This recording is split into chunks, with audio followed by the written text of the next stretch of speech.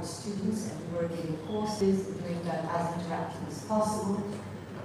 But I could see on the side that multimedia were developing, and I thought there's something to be done there. We could possibly put the teacher in the machine and multiply the number of students who can actually attend the course. Plus, this multimedia enabled us to do some cartoons, to explanations, to some design. We could also have some interactive games, ask questions, get the answer, be right or wrong. And I thought there's certainly something to be done. I joined this multimedia company in 1997, and it was the very beginning of what we call the internet bubble. And then we started doing the same as what we were doing on CD-ROMs on the internet. You may not remember either, but at that time, internet, we were using modems. So we had to connect with the telephone. So it was going like, and then you had something like a tiny little number of kilobytes or kilo-octets that were going through. We used to wait for like half an hour for a page to appear. So there was a big limitation on what we could do and how interactive we could be. But as the tube became bigger, and how then Wi-Fi and then the broadband, we were able to have in and out more, and we could do almost exactly the same as what we used to have on the internet. Of course, programming and the new languages of program enabled us to do things much more exciting. Then I carried on my career. I always kept an eye, of course, on social media, as I understood that it was a media like other medias, and my children were definitely connected, so I wanted to see what they were following, what they were doing. I became an ambassador in 2018, and I had no idea that this would be in any way related to social media. Just like everyone, I used to think that being an ambassador was possibly with diplomacy, talking to important people of important things, and doing serious things, and indeed having a few cocktails. The truth is that it is about promoting your country. It's about sharing your culture. It is about what we call soft power, making sure that people get to know a bit more about France, because I'm an ambassador of France. If I were an ambassador somewhere else, I would do that for somewhere else. Getting to know a bit more about the language and the culture.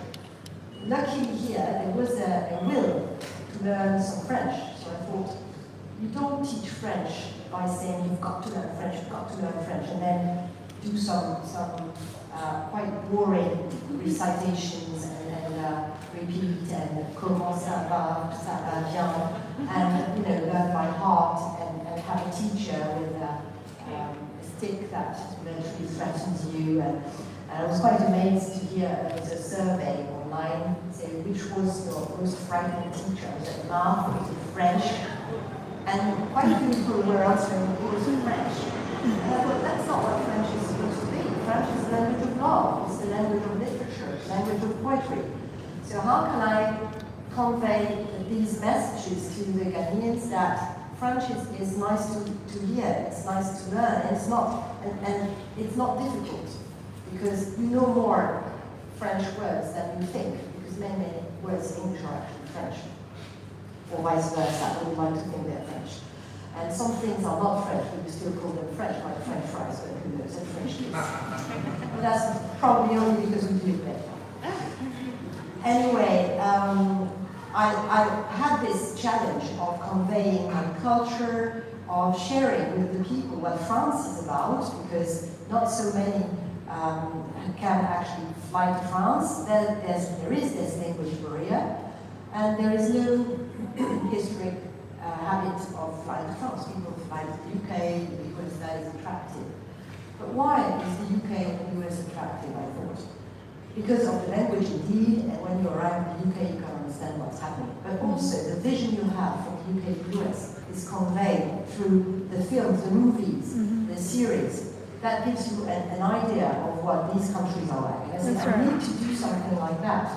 and share through audio-visual what France is about. Sure. That's how we put together a TV show that is called Touch of France, but we realized that not everyone has a television and not everyone is available on Sunday at 12:30 to watch GH1, that is actually on DSTV, or at 1 to watch it on Metro TV or on my TV. So we put together a YouTube channel to enable people to watch it whenever they have time, when they are available. It's like a video on demand, except that it's free. I never thought of making money out of it, but now you mention it, I can possibly think of it. Monetize.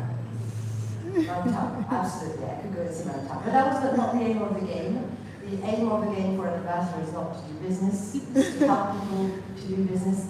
I get paid by my government, and I wouldn't be allowed to get any other source of income. The aim was really to share this culture, and we're very happy to see that it's working and working well, that quite a few people are watching Touch of France.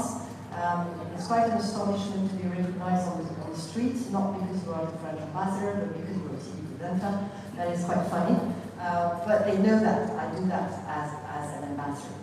And one of the signs that it actually worked was my astonishment to realize that I became the #1 ambassador on Instagram. I had no idea, and suddenly I have like 17,000 people following me, and it keeps rising thanks to these people who I have as guests on Touch of France, with whom I share this culture, so that they give me feedback on what we are sharing through Ghanaian eyes. So this weekend I'll be talking to Kalsum Sinare and Anthony Bafo. For the first time we'll have the two of them. We don't even know they're 19, they are. We've been married for like 30 years. And it's the first time they'll be on TV together. And they will speak about the languages, because two of them speak like over 10 languages together. And seeing whatever we were presenting through these Ghanaian eyes was probably the key and one of the recipe for success for this Touch of France. One of the reasons it was also important is that it is part of the influence, and it makes my life much easier when I need to talk to ministers or to the president or to the government, because I am not anonymous. I'm indeed a French ambassador, but there is a little plus, that is, which is the French ambassador, which is also known by the Ghanaian public opinion, and that's, of course, a lot. And indeed, when you have a positive image in the public opinion, that also helps terribly. You know that France doesn't have that positive image everywhere in West Africa, but in Ghana there were no prejudice. People had ideas about what France could be, but it was not very precise. So I thought it is the moment to present a narrative. I didn't want to make it more positive than it actually is. I wanted to present a very realistic idea or vision of France, and that's what my guests are for. They give me that feedback, and we can discuss that. And I'm pretty happy that it's working. We did 2 seasons. It is now on YouTube, so it's here to stay. People will be able to watch it again and again. We see that people keep going to view those episodes. The one with Sarkozy is a hit. The one with Amélie Pelé and Marcel Desailly is also a hit.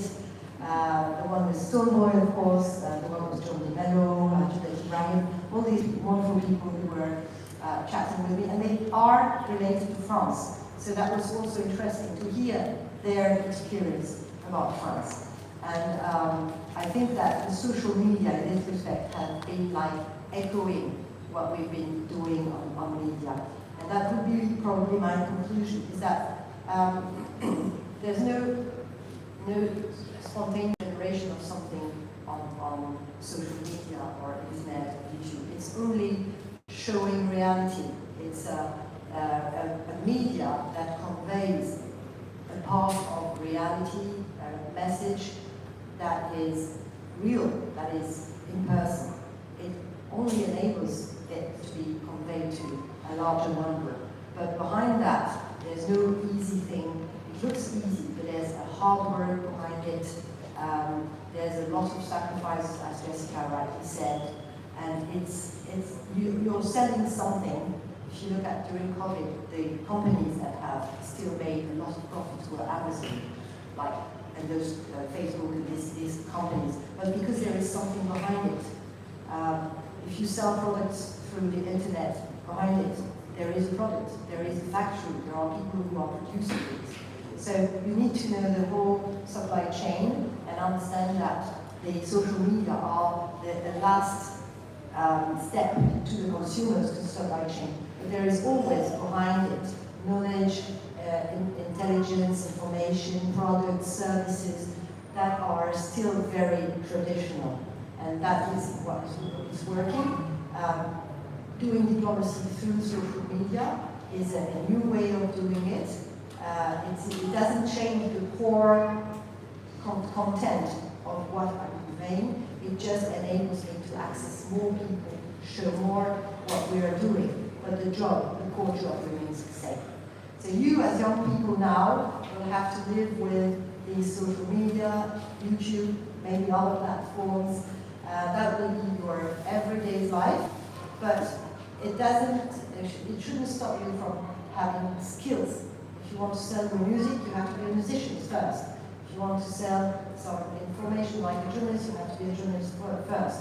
So don't forget that there is something behind it, and that is your skills, that is your intelligence, that is your capacity that you are throwing. Are you telling me I should shut up?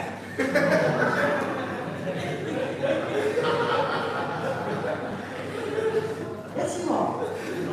And you are right. See, that's the big difference with social media. When you're fed up on social media, you just switch off. So I shall switch off. Thank you very much. There's no mic to press, but just round of applause will be fine. Thank you very much.